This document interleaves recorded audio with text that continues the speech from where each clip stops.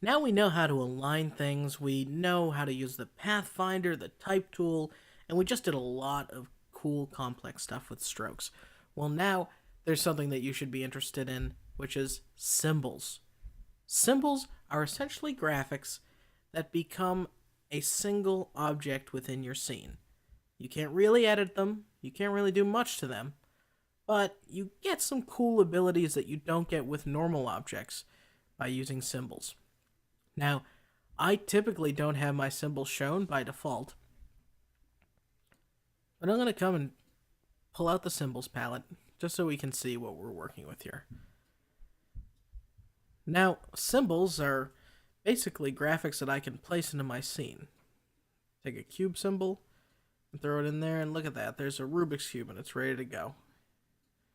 You can also see that with symbols, I basically just have the ability to move them around.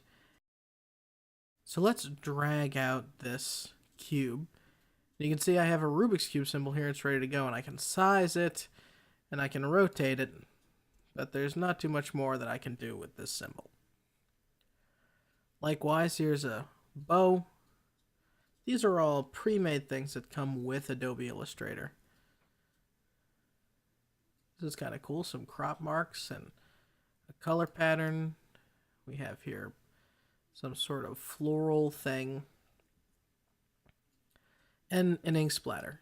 Now, if you remember about expanding, we can go to Object and expand, hit OK, and we essentially get the object back.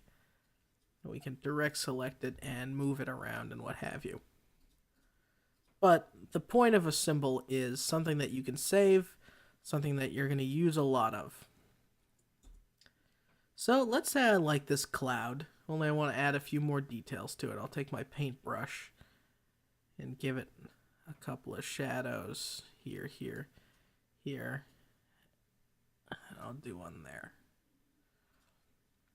I'll select all the shadows, and those are strokes, so I'm going to change the stroke color to very light gray. And that's my cloud. Now in the symbols palette, I can come and say, make a new symbol, name it something like cloud, hit OK, and you can see it basically just gets a simple box around it. Now I can drag as many of those onto my scene as I want whenever I need them, right? So if I know I'm going to be using clouds all the time, this is pretty valuable to keep a library of symbols that I use. Another thing you get with symbols is the symbol tools. So let's come over here and look at this tool, the symbol sprayer. This is essentially a spray bucket that when I select the cloud and spray, it's going to create a bunch of clouds.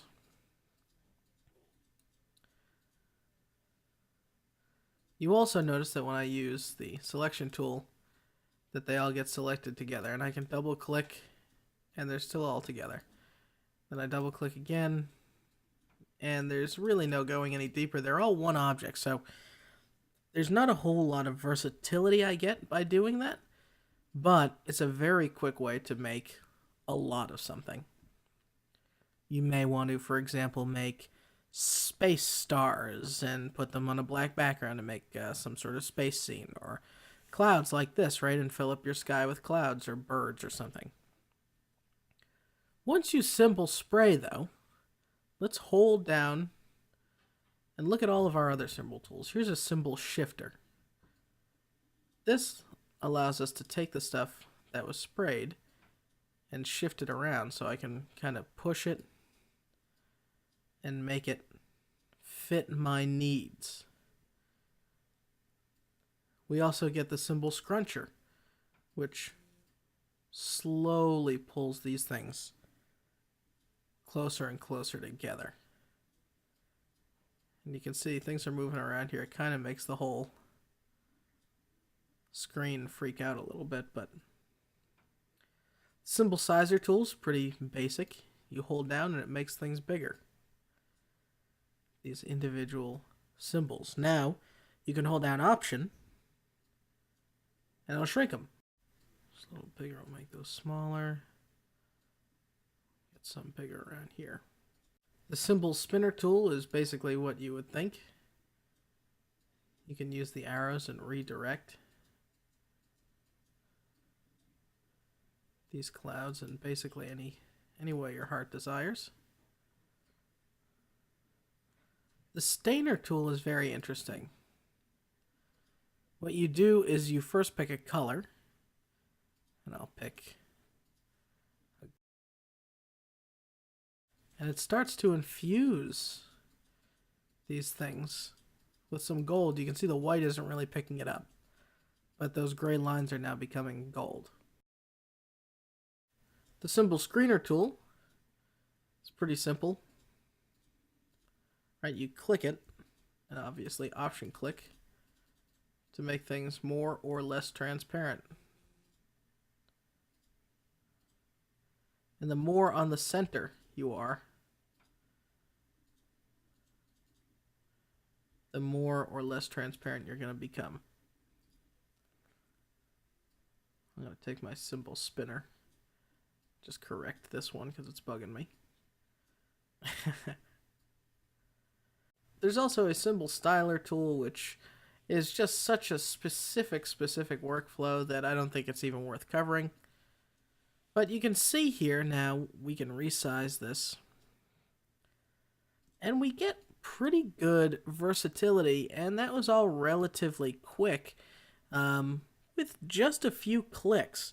So doing this type of thing would be normally kind of nightmarish, but symbols allow us to sort of increase the speed of our workflow. And right here, I'm going to take that spinner and just correct these guys.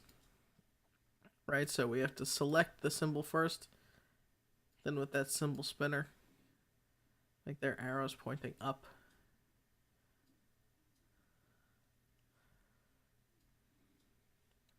But pretty cool stuff. And that's the symbol tool and the symbol palette. Illustrator comes with a lot of symbols built in. The ones that you see here aren't that exciting, but you can go into its menu, say Open Symbol Library, and get, for example, the Flowers pack. And that'll open up a whole new palette, and you can see I can drag in some wonderfully complex flowers that are all just there by default in Illustrator. So if you are in the need of something quick, or you don't really have any time to be, just making your own stuff, you can use the tools that Illustrator comes built in with. Let's see here, we're going to go and open up, how about now, do the heirloom category. We get these whole other things, and you notice when I drag one of these onto the scene, right? This looks like some sort of family tree layout. When I drag one of these onto the scene, it gets added to the symbols palette over here. So that palette essentially becomes all the things used in this document. Now, you can have complex documents that have very full symbol palettes and other documents with virtually empty ones, but that's its way of saying, okay, you've used all these, so even if you close the heirloom or the flower bucket, the ones that you used anyway, like this one that I deleted, is still there.